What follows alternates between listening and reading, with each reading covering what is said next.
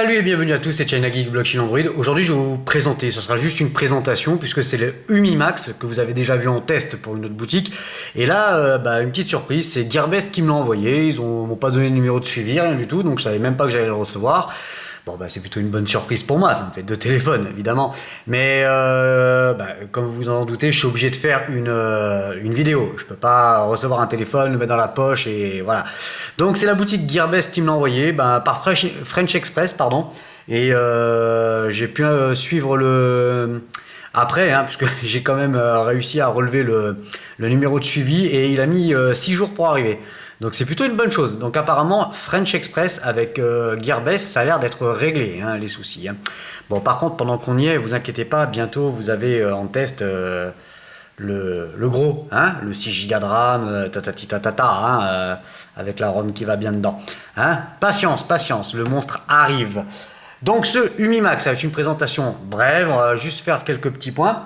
Donc au niveau de la fiche technique, donc c'est un smartphone avec une diagonale d'écran de 5,5 pouces. C'est un écran Sharp, il est Full HD 1920 par 1080. Il a une vitre donnée pour de la Gorilla Glass 3. Ouais.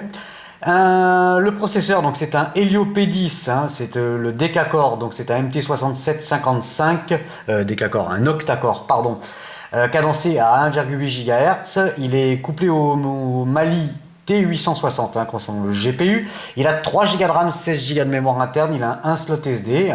Bon, ça c'est plutôt une bonne chose. Il pourrait gober jusqu'à 256 Go de mémoire supplémentaire. Bon, j'ai pas de carte 256, même pas une 128 pour vous dire. Mais bon. Alors aussi, je voudrais revenir sur un petit point. Les fiches techniques des fabricants chinois, vous verrez tout le temps, enfin la plupart, qui marque que l'extension peut se faire jusqu'à seulement 32 Go. Non, c'est faux. En fait, ils ont toujours marqué ça. Il y en a maintenant qui marquent vraiment les 128, les 256, si c'est supporté ou pas.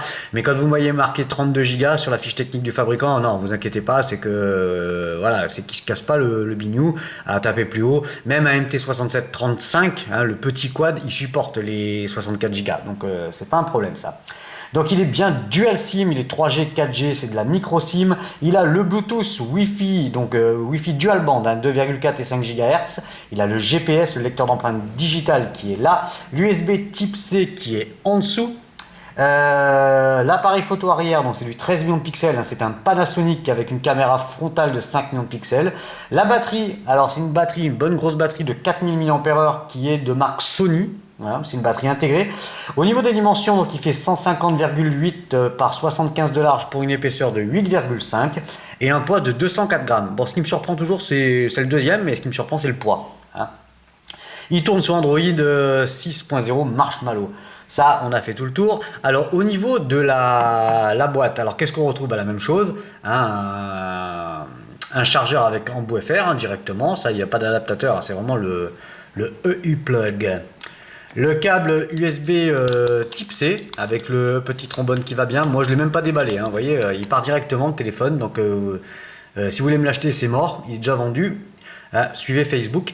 Le petit fascicule Umimax. Et puis à l'intérieur de la boîte, il n'y a plus rien. Et derrière, on retrouve un autocollant esclapé par le... Bon, enfin, là, vous voyez ce qui a marqué, ainsi que les fréquences. Donc comme vous avez pu le voir, il est full fréquence, au niveau de la 3G il est 900, 2100 et la 4G il est donc 800, 1800, 2100, 2600. Donc pour la France c'est impeccable. Ok, pas de 700 MHz pour les puristes, pour les 3 antennes qui se battent, mais il fonctionnera avec tous les opérateurs. Attention encore une fois à Free, c'est un petit peu particulier. Et je crois que c'était Virgin Mobile aussi, c'est un petit peu le merdier, parce qu'il tourne sous SFR, à l'époque SFR, Orange, c'est un peu le bordel. Donc là, sachez que si vous avez des problèmes avec Virgin, je crois qu'il faut rentrer 3 APN en fait, pas 2, 3. Bref, ça c'est dit, c'est good, c'est fait. Alors au niveau de la présentation, il se présente comme l'autre, exactement, puisque c'est le même. Bouton Home. Évidemment, vous savez que les boutons qui sont sur l'écran sont rétractables et vous pouvez passer au bouton physique. Ça change pas. Donc, bouton Home qui fait office. Oh putain, le mec, ça le travaille. Voilà, faut vite que j'appelle ma femme. Donc, il fait office de l'aide de notification. Bouton retour, on le voit pas, mais il est bel et bien ici. Et le bouton menu.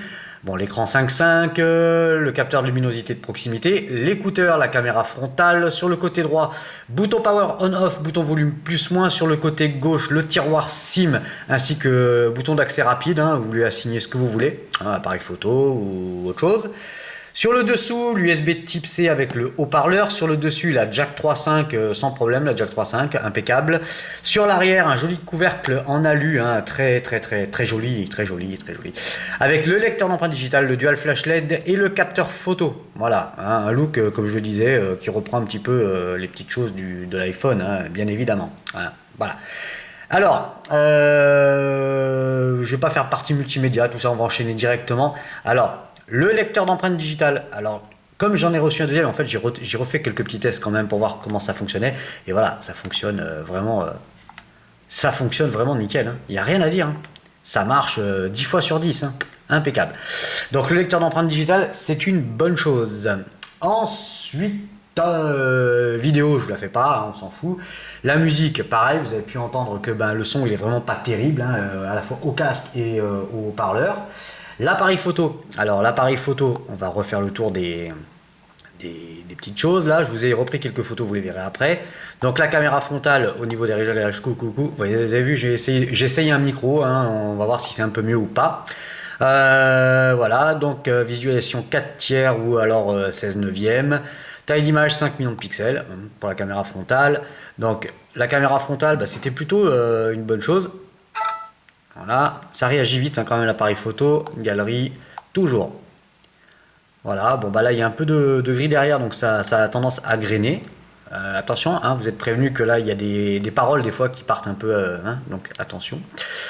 Ça c'est good. On va revenir sur la caméra arrière. Donc, hop. Donc 13 millions de pixels, bon moi je suis réglé en plein écran. Et au niveau de la caméra, donc haute qualité, ça filme jusqu'à la Full HD, donc ça c'est plutôt bon. Alors je vous ai fait 2-3 photos avec et vous allez voir maintenant.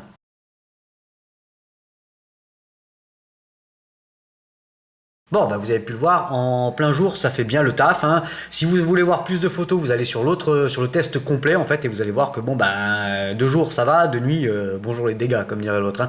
Ça c'est bon. Ensuite, qu'est-ce que je vais vous faire? Alors le GPS, du coup, comme je sais que Umi, il y a un manque de régularité. Alors c'est un smartphone bien, un smartphone mal, un bien ou deux mal, un bien. Enfin bref, voilà. Donc j'ai pu vous refaire un fixe, un test du GPS. Vous allez le découvrir maintenant.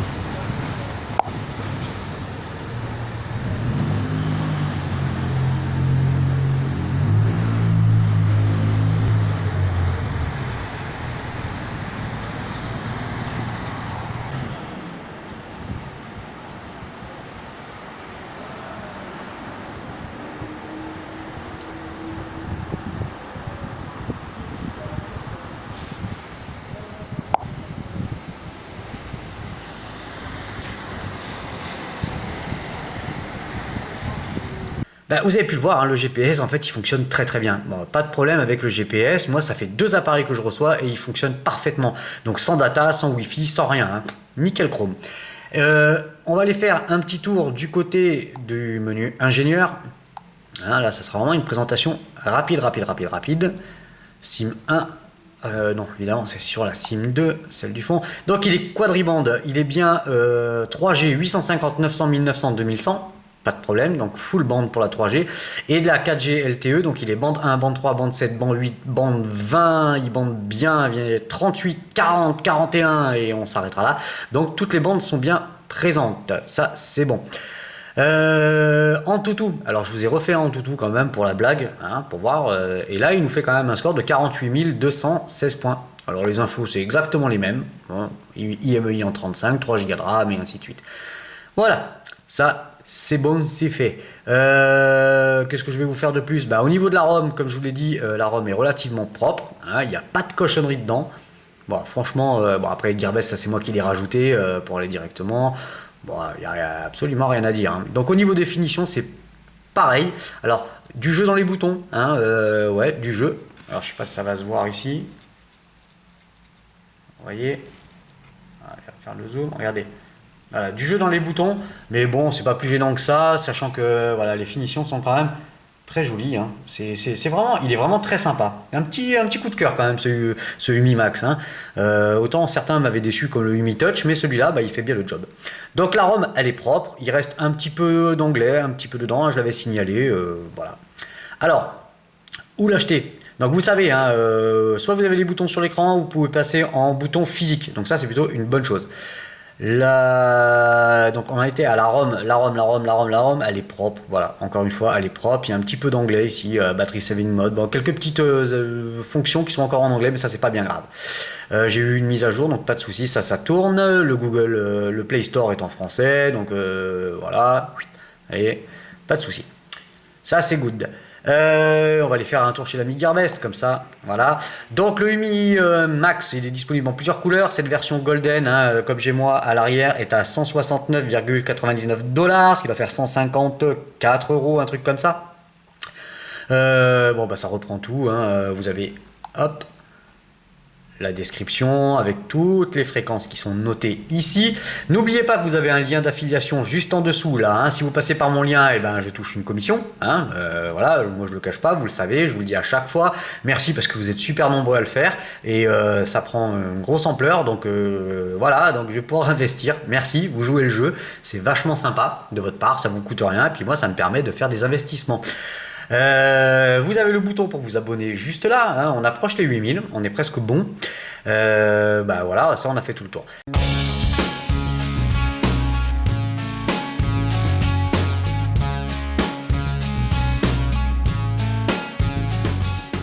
Donc, je vais vous faire quand même une partie pour et contre. Donc, je maintiens ma note de 7 sur 10, moi qui me paraît plutôt bien.